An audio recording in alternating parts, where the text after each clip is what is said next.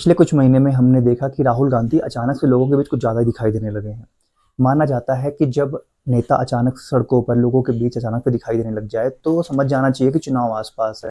पर चुनाव तो बीत चुके हैं, तो राहुल गांधी को जल्दी किस बात की है? और यही सेम पैटर्न हमने देखा था व्लादिमीर ज़ेलेंस्की, जो कि यूक्रेन के प्राइम मिनिस्टर हैं। वो भी चुनाव से पहले 1-2 साल से अचानक से लोगों के बीच कुछ ज़्यादा दिखाई देने लगे थे।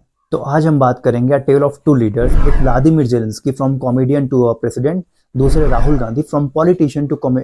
खैर, तो आने वाला वक्त ही बताएगा। तो आज हम बात करेंगे क्या पॉसिबिलिटीज़ है कि राहुल गांधी ज़ेलेंस्की के सक्सेस को रेप्लिकेट कर पाएँ। तो बिल्कुल अंत तक बने रहिएगा।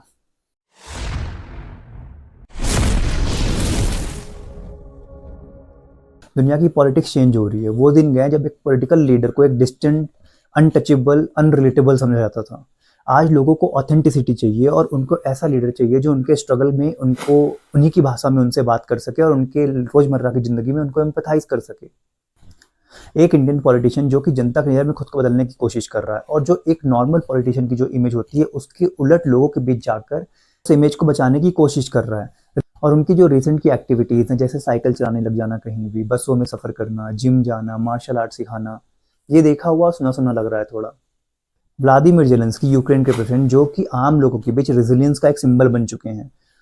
ज़ेलेंस्की एक कॉमेडियन से एक प्रेसिडेंट बन जाते हैं यूक्रेन का। उन्हें अच्छे से पता होता है कि लोगों से कैसे कनेक्ट करना है। उनका बैकग्राउंड एज अ कॉमेडियन उन्हें एक बहुत यूनिकनेस देता है।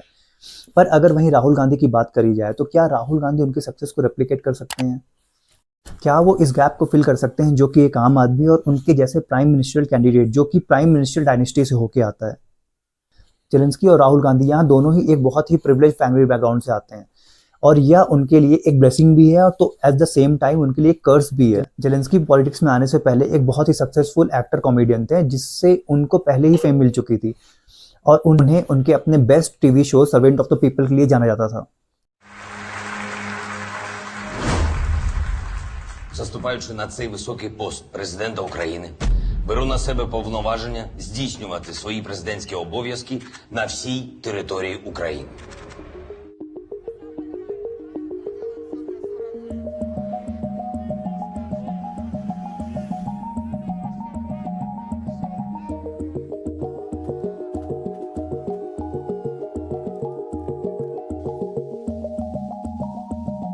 जहाँ पर वो एक स्कूल टीचर थे जो कि अनएक्सपेक्टेडली प्रेसिडेंट बन जाते हैं यूक्रेन के। और आयरनी ये है कि ये फिक्शनल रोल मैनिफेस्ट की तरह काम करता है उनके लिए और सच में उस लैंड के सबसे highest post of the president बन जाते हैं। Rahul Gandhi on the other hand एक इंडियन प्राइम मिनिस्टर डायनेस्टी से आते हैं और उनकी फैमिली बैकग्राउंड उनका एक बहुत ही पावरफुल एसेट है। और एसेट के साथ साथ एट द सेम टाइम उनके लिए बहुत ही हैवी बर्डन भी लाता है, क्योंकि वो उनके हर एक कदम को कंपेयर किया जाएगा उनके फैमिली हिस्ट्री से। राहुल गांधी जी एक मिशन पर हैं जहां पर वो अपनी एलीट इमेज को हटाकर लोगों के बीच लोगों के जैसा बनने की कोशिश कर रहे हैं। और रिसेंटली उन्हें दिल्ली के रास्ते पर स्पॉट किया गया साइकिल चलाते हुए, जिम हिट करते हुए, मार्शल आर्ट करते हुए। ये सारे एफर्ट्स उनके एक ब्रॉडर स्ट्रेटेजी का पार्ट है, जो उनकी इमेज को रिवाइव किया जा सके फिर से, जो वो समय समय पर लुटवा आते हैं। तो मैसेज यहाँ पे बिल्कुल क्लियर है कि राहुल गांधी चाहते हैं कि वो थोड़े अप्रोचेबल और एक ऑर्डिनरी इंडियन की तरह दिखें, ताकि ऐसे बैरियर्स को तोड़ा जा सके जहां पर लोग उन्हें एलीट और प्रिविलेज समझें और उन्हें अनफिट फॉर पॉलिटिक्स ना समझें। और यहीं पर प्रॉब्लम आनी स्टार्ट हो जाती है, जहां पर जब उनके किसी भी जेस्चर्स पे, किसी भी मूव पर मिलियंस ऑफ पीपल जिनके हाथ पे फोन है वो उनके मूव को स्क्रूटनी करते हैं। व्लादिमीर ज़ेलेंस्की की प्रेसिडेंसी बहुत एक्स्ट्राऑर्डिनरी नहीं थी। फिक्शनल रोल करते करते वो प्रेसिडेंट बन जाते हैं। उनकी ability to connect with audience इसमें बहुत बड़ा रोल प्ले करता है। ज़ेलेंस्की की सक्सेस में, ज़ेलेंस्की को पोर्ट्रे करने में as a president of the Ukraine उनकी कॉमेडी को एक टूल बनाया गया। सोशल इश्यूज, करप्शन जैसे मुद्दों को फनी वे में उठाया गया और इसमें मीडिया ने एक बहुत ही क्रूशियल रोल प्ले किया उनके परसेप्शन को क्रिएट करने में लोगों के बीच। और इसी पैरामीटर पर राहुल गांधी की बात की जाए तो इन्होंने भी आम आदमी से जुड़ने के प्रयासों को काफ़ी बढ़ाया है, जैसे कि भारत जोड़ो आंदोलन। हालांकि राहुल गांधी ज़ेलेंस्की जितनी अच्छी कॉमेडी तो नहीं कर पाते हैं, पर आम आदमी से जुड़ने के प्रयास, जैसे कैमरे के साथ लोगों के बीच अचानक से साइकिल चलाने लग जाना, ट्रेनों में सफ़र करने लग जाना, रेलवे के एम्प्लॉय से बात करना, ये सारे तरीके एक ऑर्डिनरी सिटीजन को, एक ऑर्डिनरी इंडियन सिटीजन को बहुत ही आई कैचिंग लगेगा। भले ही ये सब कैमरे के सामने कर रहे हो वो, पर जब यही मूवमेंट्स टेलीविजन के थ्रू, न्यूज़पेपर के थ्रू, सोशल मीडिया के थ्रू मिलियंस ऑफ लोगों तक पहुंचते हैं, तो यहाँ पे मीडिया उनकी इंश्योर करती है कि ये इंटरेक्शन सिर्फ देखे ना जाएं बल्कि फील भी की जा सके। मीडिया नैरेटिव क्रिएट करती है, स्टोरीज बनाती है to resonate with the audience. सरकार तुम्हारी है पर सिस्टम हमारा है, जननायक जैसे नैरेटिव्स, स्टोरी लाइंस, ये सारी चीज़ें एक कोशिश की जाती है कि किसी लीडर की एक प्रॉपर एक पॉजिटिव इमेज बनाई जा सके, जो एक बहुत ही डिस्टेंस रियलिस्टिक से नहीं बल्कि एक कॉमन मैन की तरह लगती है। और ऐसे नैरेटिव बहुत ही डीपली रेजोनेट करते हैं पब्लिक के माइंड में। मोदी जी का एग्जाम्पल हम ले सकते हैं। और पब्लिक भी ऐसे लीडर्स को खुद से रिलेट कर पाती है, जो उनके लिए थोड़े अप्रोचेबल से लगते हैं। उनको पब्लिक एज अ लीडर के रूप में देखने लग जाती है। लेकिन यही नैरेटिव उनके लिए दो धारी तलवार का काम करती है।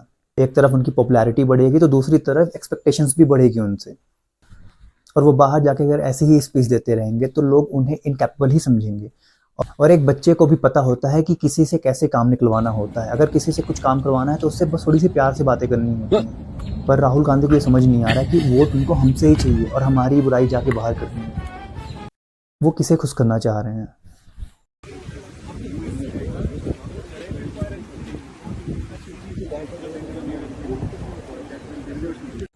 तो अब यहाँ पे क्वेश्चन ये उठता है कि क्या ये कैलकुलेटेड मूव है टू गेन सम वोट्स, या तो एक जेन्युइन कनेक्शन है जो कि एक बहुत ही टाइट रोप हो सकती है किसी भी पार्टी के लिए। क्योंकि 24/7 की एरा में सोशल मीडिया उनके एक एक शब्द को माइक्रोस्कोप से देखेगी और उसे जज भी करेगी। और राहुल गांधी की टीम ये समझ चुकी है कि उन्हें ऐसे ही अपीयर करना पड़ेगा। वो बहुत ही रिलेटेबल लगनी चाहिए, एक डायनेस्टिक प्रोडक्ट ना लगनी चाहिए। हमें ये नहीं भूलना चाहिए कि भारत की जनता बहुत ही इमोशनल जनता है। नेहरू और इंदिरा गांधी भी उतनी सीटें नहीं कभी ला सके जितने राजीव गांधी ने बिना किसी इलेक्शन एक्सपीरियंस के ला दिया। क्योंकि इंदिरा गांधी के मरने के बाद ऐसे ही नैरेटिव सेट किए गए थे। तो क्या जेलेंस्की की सक्सेस को दोबारा दोहराया जा सकता है? आंसर इसका बहुत ही कॉम्प्लेक्स है। जेलेंस्की को सक्सेस दिलाने में उनकी सबसे ज़्यादा हेल्प करी है उनकी कॉमेडियन करिस्मेटिक पर्सनालिटी ने। और अब भारत में भी कहीं ना कहीं जनता एक चेंज चाहती है। 400 सीट का कॉन्फिडेंस देकर 240 तक ही अटक जाना, कहीं ना कहीं ये हमें पता चलता है कि भारत की जनता भी एक चेंज चाहती है, वो डिज़ायर करती है एक चेंज का। वो बात अलग है कि एज इन फेस ऑफ कट्टर Hindu Yogi Adityanath, as in face of Rahul Gandhi, as in face of Hemant Biswa Sarma, कोई भी हो सकता है।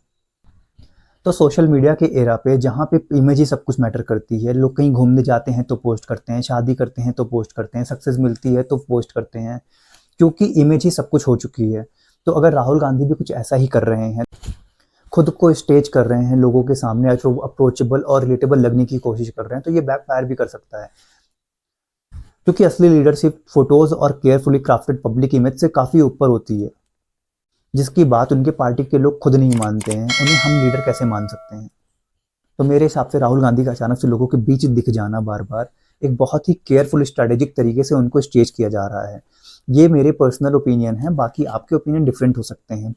Please drop your opinion in the comment section below. फिर मिलते हैं। Have a good day. मिलते हैं अगले वीडियो में।